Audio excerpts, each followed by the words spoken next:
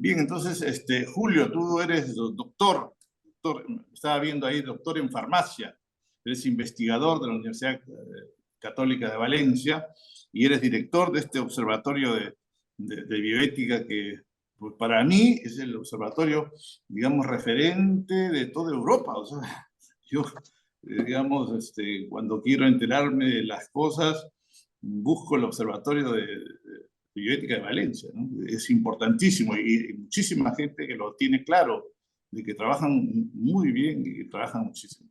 Te hemos invitado, Julio, para un tema, como decíamos, muy interesante, muy importante, donde hay muchos conceptos y criterios y que no está clara la verdad, porque esto o son teorías de conspiración o es la verdad, qué está pasando, y hay ideas, miles de un lado, otras miles del otro lado, hay una pugna de debates y no se aclaran las cosas. ¿Qué cosa está pasando con los organismos internacionales verdaderamente? La ONU que lleva, la OMS que lleva, la UNESCO que lleva todas estas agencias, ¿no? Y que tienen una fuerza tremenda y que están en todos los países. Entonces, por eso te hemos querido invitar. Nosotros habíamos invitado también a Fernando Carbone, que es muy conocido aquí en el país.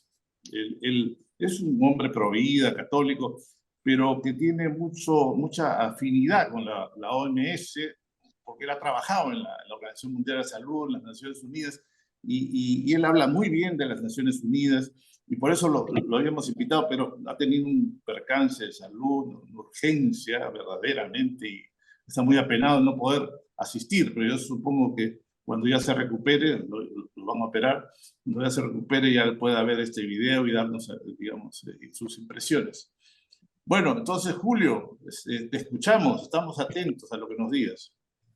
Muchísimas gracias, Alejandro. Muchas gracias por esta invitación. Había conocido de muchos de vuestros simposios, me informas puntualmente de todos ellos. Sois activos, muy activos en Perú, en vuestra red de personalismo, y me gusta mucho el tono que les das un tono a tus simposios, un tono muy abierto, donde te gusta que confluyan la discrepancia, que se pueda dialogar y que se puedan matizar todas las visiones sobre los distintos problemas. Esto es un valor que yo te animo a seguir potenciando, Alejandro, y te felicito por la labor que estás haciendo a favor de la verdad y la bioética. No se pueden separar ambas cosas. La verdad y la bioética son inseparables y no dejan de ser lo que son. El tema que me ha planteado Alejandro es un tema muy difícil, muy difícil. Primero porque no tenemos todos los datos, tenemos algunos datos, tenemos acceso a algunos datos. Segundo, porque os comentaba al principio, hay mucho ruido mediático, es decir, es frecuente encontrarnos con posturas muy radicales que exageran algunos puntos, que ignoran otros, desde los dos extremos, ¿no? Y esto tampoco ayuda demasiado, porque polariza mucho el debate. Y cuando un debate se polariza, es difícil recuperar la objetividad. Esto dificulta la objetividad. Entonces, yo quiero deciros en primer lugar dos cosas en las que voy a basar esta breve intervención. Me dijo Alejandro que no fuera demasiado larga para que diera ocasión al debate.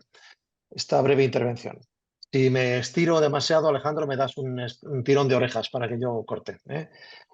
Dos cosas fundamentales. La primera, yo soy bioético, me dedico a la bioética y por lo tanto voy a hablar de lo que sé un poco, no mucho, pero un poco de bioética. Quiero decir que el tema de la trastienda de la ONU, específicamente de la OMS, de la Organización Mundial para la Salud, que es la que afecta a la salud humana y a nuestras políticas y nuestros trabajos de las personas que nos dedicamos a la salud, es muy compleja. Hay intereses políticos, supranacionales, económicos, etcétera, y donde yo no quiero entrar en un jardín que desconozco. Yo voy a hablar de lo que me toca, que es, que es un poco lo que me pidió Alejandro. ¿Qué hay de los aspectos bioéticos? Vamos a hacer un análisis bioético de las políticas de la Organización Nacional de Naciones Unidas en política de salud. Me voy a restringir a este campo. Para lo demás, si queréis hablar de masonería, si queréis hablar de invasión de las competencias intraestatales, si queréis hablar del nuevo orden mundial en términos más amplios, yo sé que aquí entre los que están escuchando hay gente que sabe mucho más que yo y os dejo entrar por ahí. Vamos a hablar de aspectos bioéticos. No podemos empezar a hablar de los aspectos de las políticas, aspectos bioéticos de las políticas de la ONU si no me dejáis que dedique 5 minutos a los antecedentes. Yo me quiero remontar al año 1973, hace mucho tiempo de esto ya, 1973. Conferencia de Bucarest. Se comienzan a hilar las políticas de población que han derivado, las políticas de población que ha establecido la ONU y que, como os voy a comentar resumidamente, y muchos de vosotros conocéis, ha ido desarrollando en conferencias posteriores. Pero es el tema, ¿eh? El tema es la población. Es decir, bajo una apariencia de favorecer el desarrollo, de eliminar el subdesarrollo, de compensar la riqueza a nivel mundial, de limitar la discriminación, que está todo muy bien. Es un poco lo que nos pasa ahora con la Agenda 2030, que tú lees la Agenda 2030 y es un cuento de hadas, maravilloso, pero tiene una lectura entre líneas que hay que saber matizar. Bien, pues estas conferencias para el desarrollo y que empiezan en 1974 en Bucarest, o 73-74, aparece una delegación que es la delegación de Estados Unidos, y el que dirige esta delegación de Estados Unidos en esta conferencia es nada menos que Rockefeller III. Rockefeller llevaba años impulsando personalmente la implicación del gobierno federal de Estados Unidos en el control del crecimiento poblacional. Esto sabemos que la Fundación Rockefeller ha invertido mucho tiempo. Bueno, hay una segunda cosa que no os he dicho. La primera es que soy bioético y me voy a dedicar a este ámbito. Y la segunda es que voy a ceñirme a evidencias. Es decir, no quiero dejar aquí ninguna puerta cerrada, ninguna conclusión categórica, porque no puedo hacerlo, pero sí que quiero asomarme a las evidencias de que disponemos, para que cada uno pueda extraer sus propias conclusiones. Voy a tratar de exponer las evidencias disponibles de la manera más objetiva posible. La primera es esta. Rockefeller se dirige a los delegados de la conferencia en un discurso que afirma lo siguiente. Leo, para no equivocarme. La planificación de la población ha de ser una parte fundamental de cualquier programa de desarrollo moderno, tal como lo reconocen y aceptan los líderes de las naciones. Esto es una primera declaración en Bucarest que de alguna manera ha marcado después las líneas de movimientos políticos de la ONU en este aspecto y que han derivado al final en aspectos bioéticos, porque al final esto se traduce. ¿Cómo controlamos la población? ¿Cómo controlamos la población? Haciendo contracepción y aborto, no hay otra manera, y modificando las estructuras sociales en las que se alberga la familia, entendida como el seno natural de la vida. Entonces, si abrimos otras estructuras sociales, otras formas de convivencia distintas de lo que se ha denominado como familia tradicional, también contribuimos de alguna manera a alejar el núcleo de la generación de la vida, de la imagen de familia tradicional, abrimos otras perspectivas, otras posibilidades que van a contribuir también al control poblacional. Esto es muy importante. En el año 74, 73 fue esta conferencia de Bucarest. En el año 74 aparece un dato muy importante en todo este proceso, que es el informe Kissinger. El informe Kissinger en su informe dice lo siguiente, representando a Estados Unidos. No debe utilizarse el término control de natalidad. Estoy citando textualmente palabras del informe Kissinger. Para no asustar a los políticos, sino deben utilizarse expresiones como planificación familiar o paternidad responsable. Y aquí empezamos a introducir los eufemismos que ha utilizado y sigue utilizando Naciones Unidas para definir algunos términos. Eufemismos de los que voy a hablar después. Pero hay algunos que son sangrantes, como hablar del aborto en términos de salud sexual y reproductiva. Esto es un eufemismo que esconde una gran manipulación. Los que trabajáis en medicina, si habéis estudiado el tema del aborto, sabéis que el tema del aborto no aporta salud a nadie. A nadie. Si puedo, os daré algún dato reciente sobre esto. No es salud sexual ni reproductiva el aborto, ¿no? Entonces, el empleo o la incorporación de los eufemismos a las declaraciones de Naciones Unidas cuando entra en este campo no ayuda a profundizar en la raíz de las intenciones de los movimientos que se emprenden. Bien. Hay otro tema muy importante del informe Kissinger, estamos hablando del año 74, atentos. Este programa aconsejaba crear ONGs, organizaciones no gubernamentales, financiadas con dinero público, para estimular, estoy dando datos, no estoy en este momento haciendo ningún juicio de valor, estoy dando datos, para ayudar a estimular, a difundir los métodos anticonceptivos entre la población de los países, así como promover las vasectomías o las ligaduras de trompas, las esterilizaciones definitivas. Y, atento, hacer depender las ayudas al desarrollo a la aceptación por los gobiernos nacionales de las políticas de contracepción y aborto. Esto es muy importante. Estamos hablando del año 74. Esto lo estamos viendo ahora.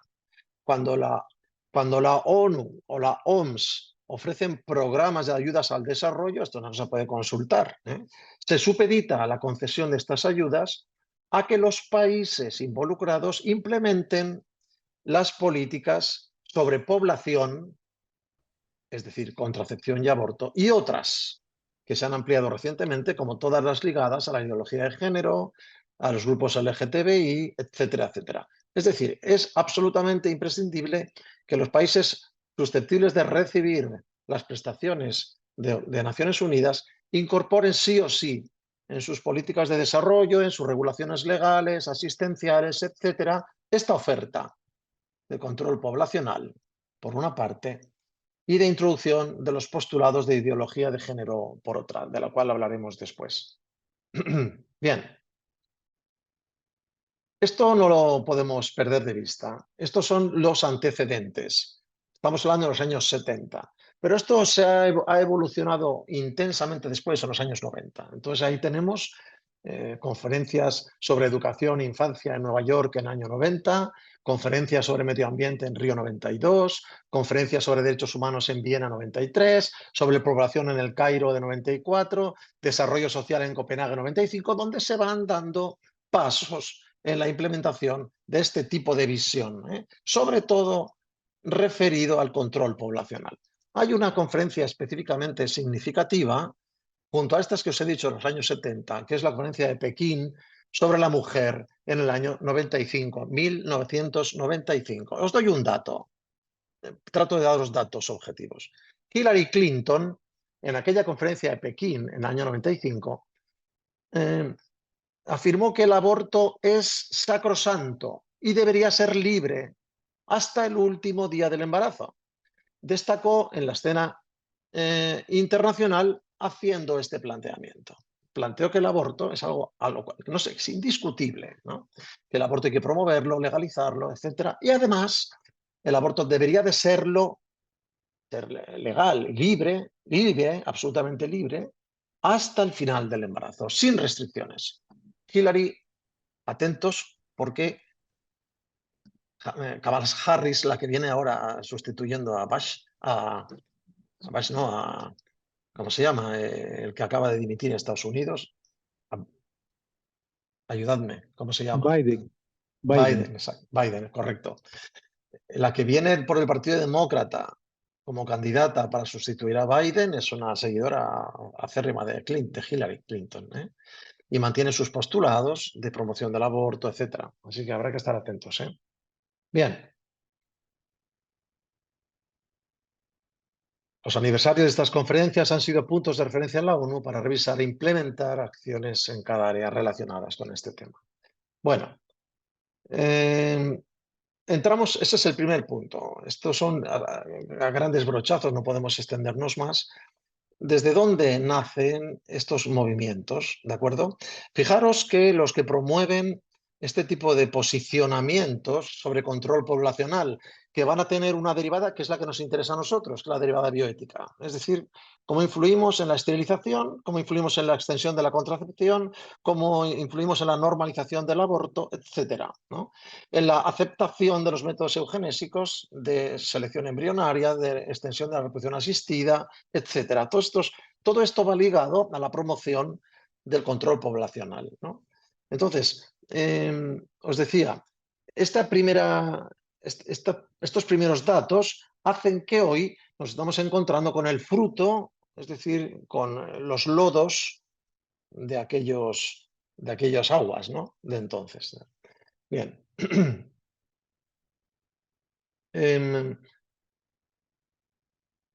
Introducimos ahora este eufemismo que os he comentado al principio, que nace un poco de estas políticas poblacionales, que es el concepto de derechos sobre salud sexual y reproductiva. Este manejo. Fijaros el término.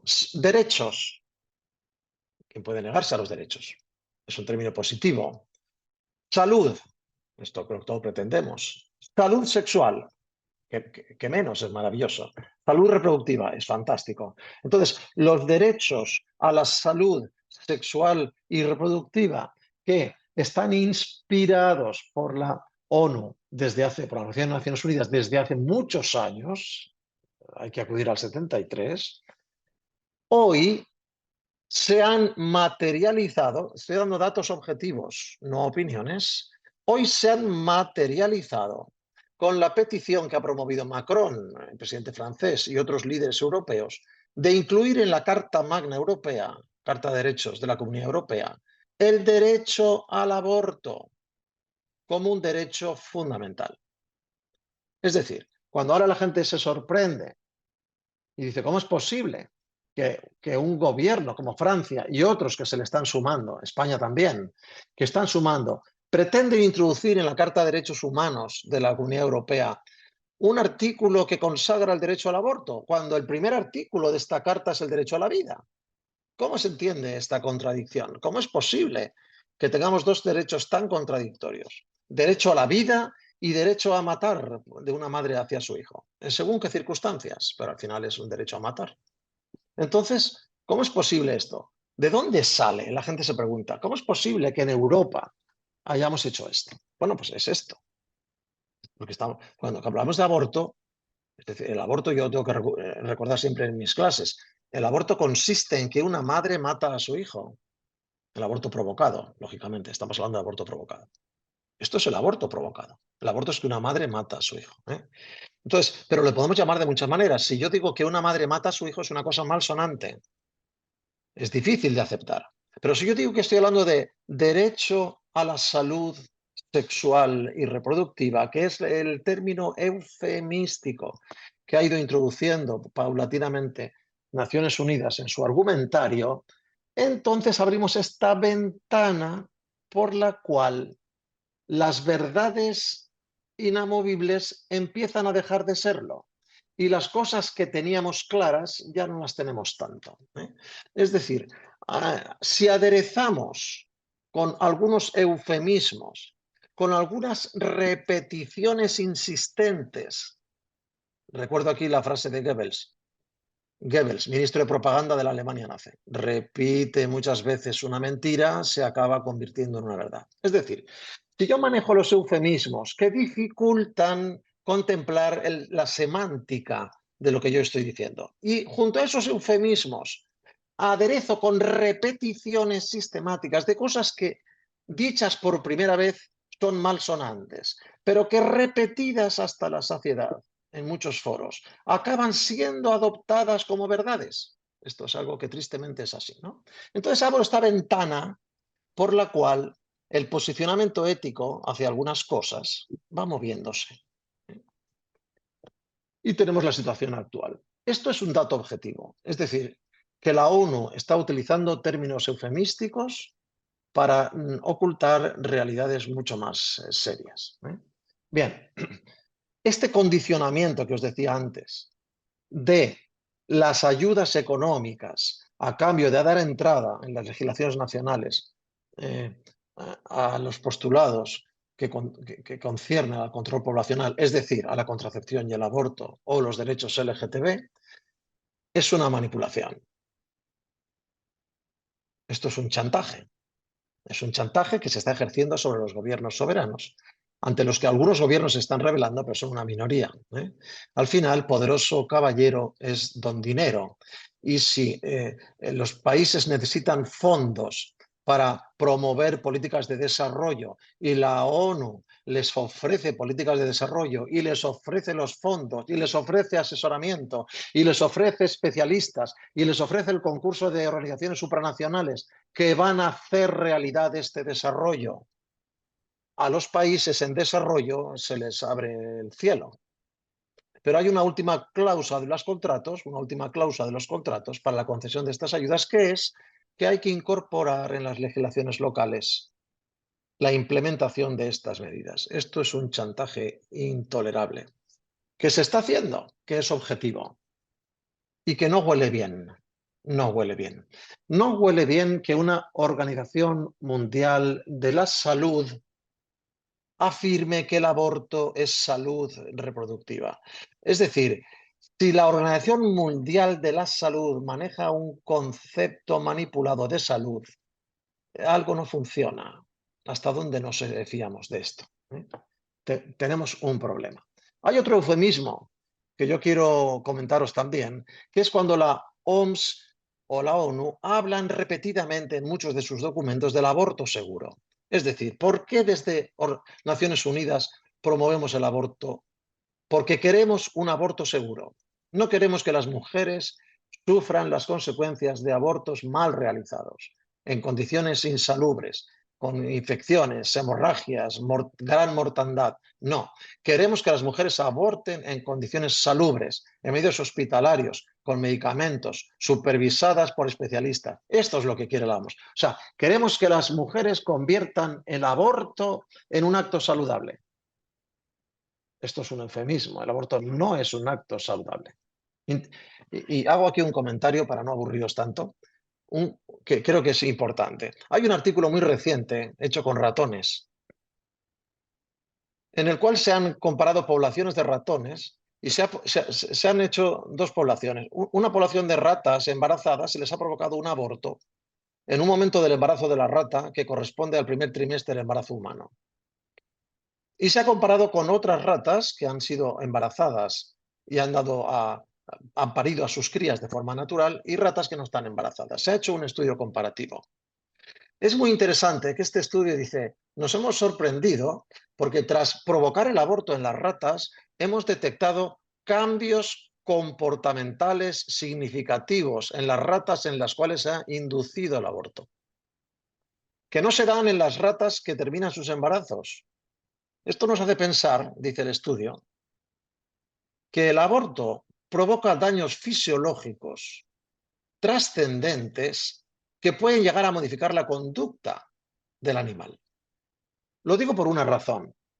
Cuando hablamos de las secuelas del aborto o de los efectos secundarios del aborto, que son objetivos, os doy otro dato, digo por desmentir este eufemismo de la salud sexual y reproductiva. Una adolescente que sufre un aborto no deseado, tengo las citas de estos trabajos, de estos estudios y se las facilito a quien me la pide. Un adolescente que continúa adelante con su embarazo no deseado, en lugar de abortar, tiene la mitad, o sea, tiene el doble de posibilidades de sobrevivir en los próximos años que las adolescentes que han optado por abortar. Hacer abortar a un adolescente por un embarazo no deseado multiplica por 2 el riesgo de muerte prematura. Esto es muy importante. Si las comparamos, atentos, con las adolescentes que no abortan. Pero si las comparamos con la población general, el riesgo es casi el triple. Hacer abortar a un adolescente incrementa el riesgo de mortalidad y otros problemas que conocemos. Luego hay muchos estudios publicados con derivadas psicológicas. Y os decía lo de la rata, porque cuando la gente lee las secuelas del aborto, por ejemplo, muchos de los estudios las atribuyen a un problema de creencias. Es decir, es verdad que aparece una depresión, aparecen cambios conductuales, aumenta el riesgo de conductas adictivas, etcétera. Esto está bien documentado, pero eso se debe a que la mujer que se da sobre todo en las mujeres que tienen unas ciertas creencias y entonces se sienten culpables por lo que han hecho. Si nosotros logramos eliminar esta culpa y normalizamos el aborto, todos estos efectos secundarios desaparecen. Esto dicen algunos investigadores. Las secuelas del aborto se deben al sentimiento de culpa que viene asociado a un nivel de creencias. Bueno, pues este artículo de la rata es muy interesante, porque las ratas no tienen creencias. Sin embargo, se producen cambios conductuales significativos. Pensad que cuando una mujer queda embarazada, se produce un ecosistema biológico muy complejo en el cuerpo de la mujer que gesta. Hoy sabemos, por ejemplo, que hay cambios en el córtex prefrontal de las mujeres que gestan muy importantes. Hay silenciamiento en algunas áreas del córtex prefrontal y hay una potenciación en el córtex parietal que parece que tiene relación con la potenciación de la actividad empática de la mujer que gesta. Estos cambios, según los últimos estudios, se mantienen en el tiempo. 6 años han durado los controles. Es decir, hasta el cerebro de las mujeres que gesta cambia. El cuerpo de la mujer que gesta sufre cambios muy profundos, que se enfocan hacia el sostenimiento y el acompañamiento posterior de la vida que engendran. Intervenir violentamente para interrumpir, otra palabra eufemística, interrumpir, ¿eh? No, para terminar con una gestación, es una agresión biológica muy importante que deja secuelas no solo en el embrión, de sobra conocidas porque terminamos con su vida, sino sobre la mujer que gesta, que forma parte de este complejo ecológico, de este complejo ecosistema gestatorio que es un embarazo. Entonces, que desde la ONU se nos siga insistiendo en hablar del aborto, que es uno de los pilares de sus políticas de control poblacional junto a la contracepción, como un tema de salud, no deja de ser una manipulación inaceptable, que tenemos que denunciar desde la ciencia. Aquí no estamos haciendo religión, estamos haciendo ciencia. No podemos decir que una agresión contra la biología, contra la homeostasis de una mujer embarazada, una agresión violenta contra la homeostasis de una mujer embarazada es salud sexual, ni reproductiva. No podemos decir eso. Diga usted lo que quiera, véndalo usted como quiera, pero no mientan. Entonces, aquí empiezan las perspicacias. ¿Qué pasa? ¿Por qué Naciones Unidas me dice las cosas así? ¿Por qué carga las tintas en algunos aspectos y obvia otros aspectos? Estaba buscándoos antes de empezar para comentaros aquello que pasó. Bueno, no está claro, la cosa se ha quedado en una nebulosa oscura. Sabéis que hubo una denuncia de la Conferencia Episcopal de Kenia en los años 2014-2016, en el sentido de que se detectaron algunas vacunas antitetánicas suministradas por Naciones Unidas. En Perú habéis publicado algo de esto también, y hubo una declaración de los médicos católicos de Perú o médicos cristianos de Perú sobre este tema. Naciones Unidas lo ha desmentido sistemáticamente. Pero el caso es que los obispos de Kenia mandaron hasta 5 muestras de aquellas vacunas antitetánicas a analizar a laboratorios de Kenia, y los laboratorios de Kenia encontraban una sustancia que no debería estar allí, que es la gonatrofina coriónica. La gonatrofina coriónica es la base sobre la que Naciones Unidas está estudiando la síntesis de vacunas contraceptivas. Las vacunas contraceptivas consisten en esterilizar a la mujer porque generan una respuesta inmunológica contra la gonadotrofina, que es la hormona del embarazo, de tal manera que cuando yo sensibilizo a una mujer frente a la gonatrofina coriónica, sé que cada vez que quede embarazada va a abortar, porque su sistema inmune va a atacar a los tejidos placentarios y aquello va a terminar, ¿no?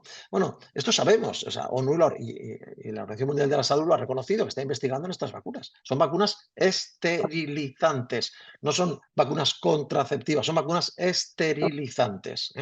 Bueno, pues aparece este episodio turbio en Kenia, por el cual se detecta que junto a la dosis de vacuna antitetánica aparece una sustancia que no debería estar ahí, que es la gonadotrofina. ¿Qué han contestado los que rebaten estas afirmaciones? Pues que los laboratorios de Kenia no estaban preparados para detectar gonadotrofina coriónica en una vacuna, que utilizaron métodos para detectar gonadotrofina en sangre, que esos métodos no están validados. O sea, se pueden decir muchas cosas, ¿no? Pero bueno, tenemos ahí una siembra de duda. Parece ser que esto no es la primera vez que ha ocurrido. En Latinoamérica también ha pasado alguna vez, en años anteriores. Bien, el aborto seguro, otro término eufemístico que OMS y ONU aderezan en sus declaraciones. El aborto no es seguro. O sea, hay una cosa segura del aborto, que es que el bebé muere. Es lo único seguro. El aborto no es seguro. El aborto químico tampoco es seguro. El aborto quirúrgico tampoco es seguro, como ninguna cirugía es segura. ¿Eh? Entonces, este término eufemístico, ¿por qué nos introducen términos eufemísticos? ¿Por qué nos manipulan la semántica de sus afirmaciones? ¿Por qué? ¿Por qué? Hable usted del aborto y reconozca que el aborto tiene un riesgo. Si el aborto se hace mal por una curandera, tiene más riesgo, pero si se hace bien, también tiene riesgo. Durante la intervención y después de la intervención, ¿por qué no me dice la verdad? Y defienda usted que vale la pena correr ese riesgo. Véndame usted que aun no siendo salud sexual y reproductiva, dígame por qué las bondades del aborto. ¿A qué sirven? ¿A qué sirve verdaderamente el aborto? ¿Eh? No a la salud de la mujer. ¿A qué sirve? Explíquemelo, convénzame, pero no manipule la semántica de sus afirmaciones. Esto me hace dudar. No estoy entrando en teorías conspiratorias. Me hace dudar que desde una entidad supranacional que debería ser científicamente muy escrupulosa en sus manifestaciones, científicamente muy escrupulosa y precisa en sus manifestaciones, cometa errores, no son errores porque son intencionados, cometa manipulaciones del lenguaje. ¿Qué quieren esconder? ¿Por qué queréis esconder esto? Bien, voy a ir, ¿cómo voy de tiempo, Alejandro? ¿Hasta cuánto me dejas? Sigue nomás, Julio. Sigue, está muy interesante todo lo que nos dices. Bien. ¿Cómo introducimos este caballo de Troya, que es el aborto seguro? Vamos a ver. Si yo a una mujer le digo, ¿te has quedado embarazada? Sí. ¿Querías quedarte embarazada? No. Muy bien. ¿Tú quieres que yo te solucione el problema? Sí. ¿Tú quieres mantener tu salud sexual y reproductiva? Sí. ¿Tú quieres ejercer tus derechos? Sí. ¿Y quieres hacerlo en un ambiente seguro? Por supuesto. Y además gratis. Claro. ¿Qué mujer te dice que no? Pero no le estoy diciendo la verdad. La verdad es que voy a cogerla, voy a matar a su hijo y ella va a quedar con secuelas en distinta medida, de distintos ámbitos. Y en un porcentaje muy grande van a vivir con esto toda su vida. Fijaros, todos los estudios que se han publicado y que analizan secuelas del aborto, todos, algunos las niegan, otros las afirman. Generalmente los que trabajan con muestras más grandes, estadísticamente son más robustos y los seguimientos de las mujeres son a más largo plazo. Casi todos coinciden, ahí están los de Coleman, etcétera, casi todos coinciden en que significativamente aparecen trastornos. Pero, atentos a esto, todos los estudios que analizan todos los que analizan las posibles secuelas del aborto coinciden en que cuando el aborto es de repetición, 2 o más abortos, en todos los casos aparecen secuelas. Hasta los trabajos que las niegan con el aborto único reconocen que a medida que se repite el aborto, el riesgo de secuelas se incrementa y se dan prácticamente incrementos significativos. No digo que todas las mujeres los tengan, quiero decir que aparecen resultados positivos, significativos, de incremento de riesgo de padecer secuelas. Bien, ¿cómo metemos este caballo de Troya en el pensamiento de los sistemas sanitarios, de la población en general, de la mujer, que es la gran damnificada de estas políticas? Fijaros que una de las ponencias, la conferencia de Pekín que os he comentado antes, una de las ponencias decía lo siguiente. No la he citado a Clinton, pero os voy a citar a otra cosa. Una ponencia decía lo siguiente: hay que liberar a la mujer de la fatalidad biológica de su útero. Esto era una afirmación de una de las ponencias en Pekín. El útero constituye una fatalidad biológica para la mujer. Y ahora tenemos de aquellos barros estos lodos. Ahora tenemos los LGTB que cuestionan este tema y promueven la gestación subrogada para liberarse de la gestación. Bueno, podemos hablar mucho. Entonces, vuelvo. Caballo de Troya. ¿Cómo introducimos el caballo de Troya de que el aborto es algo seguro, que es el respeto a un derecho, que es el ejercicio de la libertad y que es salud? Muy importante. Primero, introducimos casos excepcionales en los que la ley restrictiva en principio debería despenalizar el aborto. Entonces nos vamos a los extremos. Violaciones, graves malformaciones, riesgos de muerte, etcétera. Y empezamos por ahí. Entonces abrimos ahí una ventana que dice, hombre, no, el aborto no, pero vamos a hacer alguna excepción. Segundo, presionamos para que las legislaciones nacionales acepten que estas patologías extremas, consideradas en primer lugar, no hace falta que sean tan extremas. Es decir, que deberíamos ampliar el aborto a el caso de fetos que vengan, no solamente que no sean viables, sino también que vengan con algún defecto, alguna malformación, algún defecto genético, algún problema metabólico, etcétera. Y entonces vamos rebajando el umbral. Segundo paso, ya entramos. También introducimos el tercer punto, el tercer paso para meter este caballo de Troya, es que, bueno, tampoco hace falta que exista una malformación grave o una enfermedad genética importante en el feto. No, vamos a meter también el concepto de salud psíquica de la madre. O sea, puede ser que para una madre un embarazo sea un riesgo de salud psíquica, porque continuar con este embarazo puede trastornarla y volverla loca. Entonces vamos a introducir la salud psíquica. Aquí esta es la ventana para el aborto libre. Esto es lo que pasó en España. Más del 90%, cuando no existía en España todavía el aborto libre las primeras 14 semanas como tenemos ahora, ahora en España se puede abortar las primeras 14 semanas sin ninguna razón, porque no me apetece. Y ya está, ¿no? Pero cuando no existía esta ventana de aborto libre, la ley de plazos famosa, entonces el 90% de los abortos que se practicaban en España, la razón médica que se aducía era riesgo psíquico para la madre. Esto era la ventana por la cual entró este caballo de Troya, de que el aborto seguro, yo a mis alumnos se lo corrijo, yo cuando me presentan un trabajo, generalmente trabajos finales de máster, ya me hablan de aborto seguro, digo, ¿quién te ha dicho esto de aborto seguro? ¿Has leído a la OMS? El aborto no es seguro, siempre es inseguro. Bien. Y por último, he dicho 3 pasos, no sé si me seguís, os voy a hacer un examen al final, a ver si estáis atentos.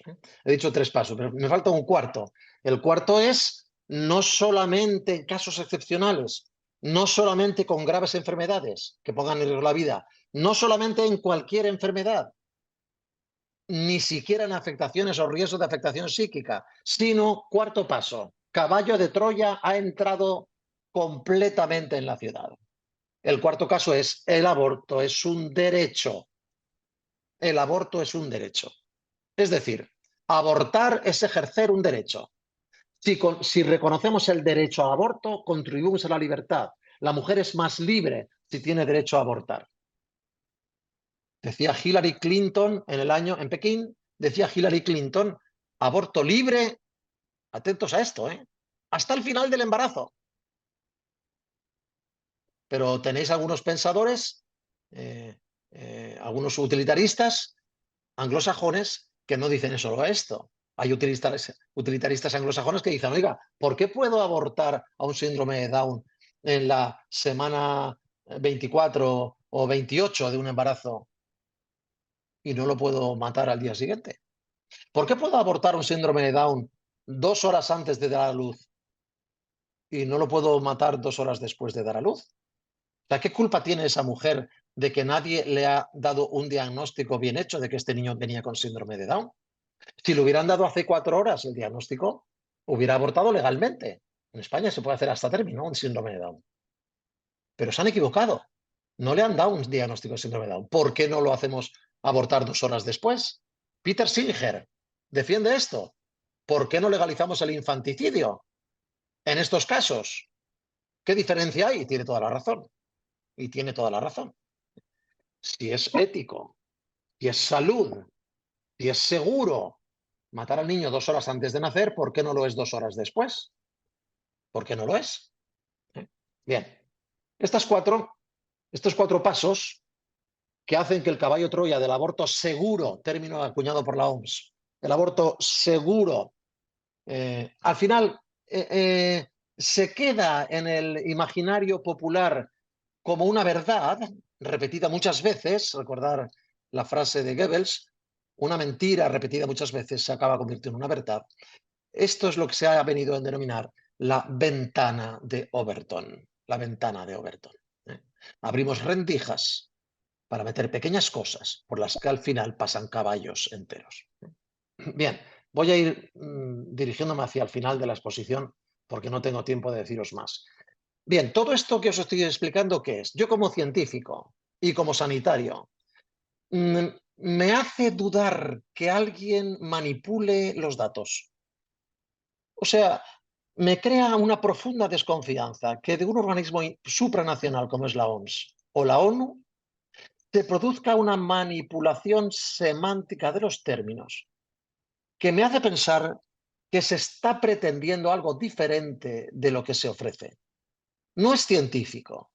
Todo lo que os he comentado no es científico. Esto no es científico. ¿Por qué una organización que debe ser política, pero que debe sustentarse en evidencias científicas, utiliza terminologías y manipulaciones acientíficas? ¿Por qué lo hacen? Esto me hace dudar. Mis dudas se han incrementado dramáticamente después de la pandemia de COVID. O sea, cuando yo leía cómo las comisiones mandadas por OMS viajaban a Wuhan a investigar el laboratorio de coronavirus de Wuhan y volvían sin ningún dato porque los chinos no les daban ningún dato y volvían sin datos y decían: no hemos encontrado evidencias de que el coronavirus saliera de los laboratorios de Wuhan. Digo, no han encontrado evidencias de nada, porque es que no les han dado ninguna evidencia. Alguno de los comisionados que iban en aquella expedición dijo: oiga, es que no hemos encontrado evidencias porque no tenemos ningún dato, no hemos podido investigar, ¿no? Pero cuando la OMS hizo suya esta conclusión: no existe ninguna evidencia de que el coronavirus SARS-CoV-2 saliera del laboratorio de Wuhan. ¿Cómo dices esto? Esto no es científico. Di no puedes expresarte. Di no tengo datos. No he conseguido datos para dar una respuesta significativa estadísticamente sobre el origen de este virus. No puedo decirlo, pero no digas que no puede establecerse una relación, como pasó. Luego hemos conocido las amistades del director de OMS con el presidente del gobierno chino, todas estas cosas. Tener en cuenta que las políticas de hijo único en los países asiáticos, especialmente en China, están inspiradas en estos principios. Las políticas de hijo único que tan desastrosos resultados, ahora están intentando revertirlas en China y no pueden. La gente no quiere ya tener hijos, pero están provocando problemas demográficos gravísimos en China ahora. Y están inspiradas en esto, en este buen intento que fue la OMS y la ONU, perdón, en este buen intento que fue la ONU después de 2 guerras mundiales, de intentar poner orden. Lástima que esto se filtrara de intereses espurios, ¿no? Bien, 2 palabras sobre la Agenda 2030. La Agenda 2030, cuando uno la lee, estás en el país, en Alicia en el País de las Maravillas. O sea, cuando yo empecé a leer la Agenda 2030, dice: terminamos con la pobreza, terminamos con el hambre, terminamos con las desigualdades, terminamos con las migraciones injustas, terminamos con... Y dije: muy bien, yo me apunto, ¿dónde hay que firmar? Pero está claro que esto es utópico. ¿Por qué se hace todo esto? Porque veteado entre estas afirmaciones grandilocuentes e imposibles, aparecen de nuevo las políticas poblacionales que la ONU arrastra desde aquella conferencia de Bucarest. Vuelven a aparecer las políticas poblacionales, el control de la población, las posiciones neomalthusianas que inspiran las políticas de población de la ONU. Os recuerdo que el neomalthusianismo se ha comprobado, yo no soy demógrafo, pero se ha comprobado que es falso.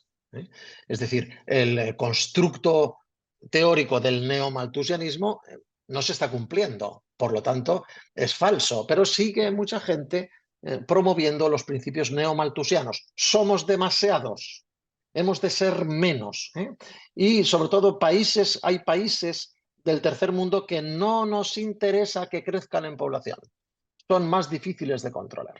Entonces, estas políticas Y luego, algo que me mandó Alejandro hoy, y este control poblacional va a favorecer las migraciones. Queremos favorecer las migraciones. ¿Con qué fin? ¿Qué pasa con el invierno demográfico de los países del primer mundo? En España tenemos 0,3, 0,3 o 0,7, menos de un hijo por mujer, o 1,3, no lo sé. El relevo generacional son 2,3. España se extingue. La población española se extingue y pasará a ser ocupada por otra población. Y esto parece que está previsto. Bien, pero nadie parece importarle. Tampoco el gobierno español está implementando ninguna medida que favorezca la recuperación de la natalidad. Y estamos con cifras demográficamente catastróficas. Catastróficas. Bien, que no solamente es que vamos a extinguirnos como nación, es que dentro de pocos años no sabemos cómo vamos a pagar las pensiones. Va a haber poca población que tendrá que soportar una gran población anciana. Bien, esto ya lo sabéis. Entonces, hay distintos problemas en la Agenda 2030. Fundamentalmente que se reavivan trufados entre declaraciones grandilocuentes estas políticas poblacionales que se basan casi exclusivamente en contracepción y aborto. Y además aparecen la promoción de los derechos LGTB o ideología de género. Tener en cuenta que la ideología de género socava también la natalidad. ¿De acuerdo? La ideología de género promueve formas de convivencia que son estériles por definición. Por lo tanto, hay una derivada importante de la promoción de las políticas de ideología de género, que es socavar el concepto de familia tradicional, varón, mujer, hijos, para dar lugar a otras formas de convivencia o no, pero que en todo caso son estériles. Se han tenido que inventar a la gestación subrogada para tratar de lograr el hijo como un producto deseable cuando hemos establecido estructuras sociales que son estériles, formas de vivir que son estériles. Ya no nos tenemos que inventar apaños para recuperar la posibilidad de ser padres. Bien, esto es un desastre y es un dislate, ¿no? Hay un sustento antropológico en la Agenda 2030 muy importante, que no me da tiempo a desarrollar, pero la Agenda 2030 niega la dimensión trascendente, se basa en postulados materialistas, abusa de recursos relativistas, hay un buenismo o irenismo que lo impregna todo y que la desconecta de la realidad. El ser humano no es bueno porque sí, esto lo decía Rousseau. Rousseau dijo, no eduquéis a los niños, son buenos. El buen salvaje, dejarlos. El ser humano es bueno, cuando crezca será bueno si lo dejáis en paz.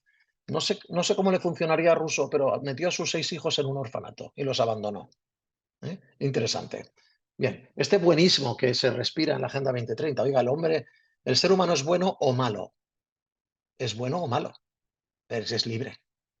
El ser humano es capaz de las mejores cosas y capaz de las peores cosas. Por favor, ¿qué me está usted contando? El totalitarismo, el globalismo es un aspecto muy importante de la Agenda 2030. Muchos países de tercer mundo se están quejando de que hay una imposición imperialista a todos los niveles. Pero esto no es de ahora. La Agenda 2030 está poniendo fechas, pero esto lo tenemos trabajando decenas de años, donde hay que exportar determinadas políticas, determinadas concepciones poblacionales, determinadas nociones de salud, determinados criterios sobre la estructura social, sobre la familia. Esto se está exportando desde hace muchos años y ahora se ha plasmado en una agenda. La agenda no es más que tratar de poner plazos a algo que empezó hace mucho tiempo. Y que si entonces decíamos salud sexual y reproductiva para hablar de que una madre mataba a su hijo, pues hoy, para esconder estas nuevas intentonas de control poblacional y otras que aparecen en la Agenda 2030, como son las tesis transhumanistas, es muy importante. Están también trufadas la Agenda 2030 de algunas tesis transhumanistas. Pues entonces le llamamos a esto Alicia en el País de las Maravillas. Y a veces es difícil entender qué es lo que estoy leyendo cuando uno lee esto. Las colonizaciones ideológicas de las que ha hablado repetidas veces el Papa Francisco, las colonizaciones ideológicas, el pensamiento único, no tengas nada y serás feliz, decía uno de nuestros multimillonarios influyentes. Bien, seguimos con el nexo directo en la Agenda 2030 entre aprobación de ayudas y adopción de ideologías. Esto no se abandona en la Agenda 2030. Se establecen metas de desarrollo, objetivos de desarrollo. Si quieres dinero, cumple con el programa. Bien. La ideología de género es algo de lo que he hablado poco, pero que está también trufado en esta Agenda 2030 y se entiende como un engranaje más que muestra derechos, conquista de derechos, pero que en realidad esconde cambios sociales muy profundos, generalmente asociados con la estructura familiar y la transmisión de la vida. Bien, seguimos hablando de aborto en la Agenda 2030 con el término salud reproductiva. Esto está en la meta 3.7. La meta 3.7 vuelve a meter el sonsonete de la salud reproductiva para referirse constantemente al aborto, la extensión del aborto, el reconocimiento del aborto como un derecho, etc. Bien, termino. Ahí podríamos estar mucho tiempo hablando. Pero que sepáis que estos filetes sospechosos que aparecen en la Agenda 2030 no son de nuevo, sino que vienen arrastrándose desde que Rockefeller ya lanzó estas ideas. Bien, está Soros también en la Open Society, que os voy a hablar ahora de ella un poco. Lo último punto y voy a terminar ya. Pues llevo casi una hora. Alejandro, no me llamas más ya para hacer esto. Hay un problema bioético muy importante en la ONU, que es bioético. ¿Cuál es el problema bioético? El conflicto de interés. El conflicto de interés. Esto nos preocupa a los bioéticos. ¿Por qué? Porque una de las razones que tenemos los bioéticos para ser bioéticos es que nos interesa la verdad. Y cuando detectamos conflictos de interés, nos hace pensar, ¿será verdad lo que me están diciendo? ¿O esta persona tiene intereses ocultos? O sea, este fármaco me dice que este estudio clínico funciona muy bien. El estudio clínico lo ha financiado el propio laboratorio. Y el laboratorio se ha gastado mucho dinero en obtener esta sustancia y hacer sus estudios clínicos en las distintas fases. Y al final me dice que el fármaco funciona muy bien. Pero es que el estudio clínico lo ha financiado el propio laboratorio. ¿Entendéis? Y los autores del paper que dicen que este fármaco es fantástico, por ejemplo, el Celecoxib para tratar cáncer oral. Esto es un trabajo que se retractó porque el laboratorio se empeñó en demostrar que un antiinflamatorio era fantástico como anticanceroso oral, ¿no? Bueno, pues cuando uno lee algo maravilloso financiado por quien quiere venderlo, como poco hay un conflicto de interés. Eso nos tiene que poner las orejas tiesas. No quiere decir que haya un fraude, no siempre hay un fraude. Un laboratorio farmacéutico puede hacer las cosas bien, meter mucho dinero y sacar un producto que funciona perfectamente. Esto es posible, pero puede que no. Entonces tiene que declarar su conflicto de interés. Porque entonces hemos de mirarlo con lupa y saber si lo que le interesa es verdaderamente dar a conocer el hallazgo de una sustancia terapéutica maravillosa o lo que quiere recuperar su millonaria inversión. Entonces, hay un problema de conflictos de interés en la Organización Mundial de la Salud y en la Organización de Naciones Unidas. Fundaciones como Bill Gates, Ford, Open Society, George Soros, húngaro, o MacArthur, Oak o Microsoft son potentes financiadores de políticas de Naciones Unidas. Gregor Pupink, que dirige el Centro Europeo para Ley y Justicia, ha dicho que las políticas de derechos promovidas por Naciones Unidas hoy están repletas de influencias dependientes de las subvenciones. Y os doy datos. A ver si encuentro aquí algún número. Al menos, estos son datos contrastados, datos objetivos. Al menos 52 de los 222 expertos en activo desde 2010 en Naciones Unidas, es decir, el 24% de los expertos en activo, tienen o han tenido responsabilidades en la empresa Open Society de George Soros, cuyos postulados de control poblacional coinciden enteramente con los que en su día Rockefeller o Kissinger, un año o dos después, estableció en el siglo pasado. O sea, el 24% de todos los expertos en activo de Naciones Unidas han tenido responsabilidades en una empresa que se llama Open Society, dirigida por George Soros, que está financiando multimillonariamente a Naciones Unidas. Tenemos un conflicto de interés. ¿Esto quiere decir que forzosamente hay un fraude o hay una...? No, hay un conflicto de interés. Pero es muy mosqueante, porque resulta que la empresa que financia logra que los postulados que defiende aparezcan en las normas, en las declaraciones y en los documentos que van saliendo de Naciones Unidas. Entonces, bien, en los últimos 10 años, otro dato, al menos 22 de los 100 jueces del Tribunal de Derechos Humanos de Estrasburgo han trabajado para 7 organizaciones no gubernamentales o fundaciones de tendencia política izquierdista que son parte activa del tribunal como alegantes o como terceras partes. Por ejemplo, Open Society de George Soros, Human Rights Watch, Amnistía Internacional o la Comisión Nacional de Juristas.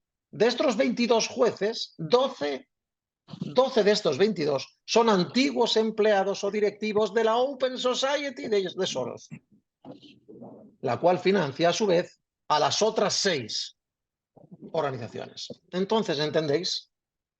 A una mente científica esto le pita. Yo no quiero sacar ninguna conclusión, pero me parece que aquí hay poca objetividad y hay una poderosa influencia de poderes fácticos, o por lo menos de poderes económicos, que están infiltrando expertos en los organismos Naciones Unidas para llevar adelante algunos postulados que después vemos plasmados en los documentos. Bioéticamente, ¿qué nos interesa? Que se nos diga la verdad, que se promueva la salud, la libertad y los derechos de las personas, específicamente de aquellos más desfavorecidos. El bebé, el feto en el seno de su madre, es uno de ellos. Por lo tanto, Naciones Unidas, deberíamos replantear muchas cosas de las que ustedes están promoviendo actualmente y pretenden llevar a más con esta Agenda 2030.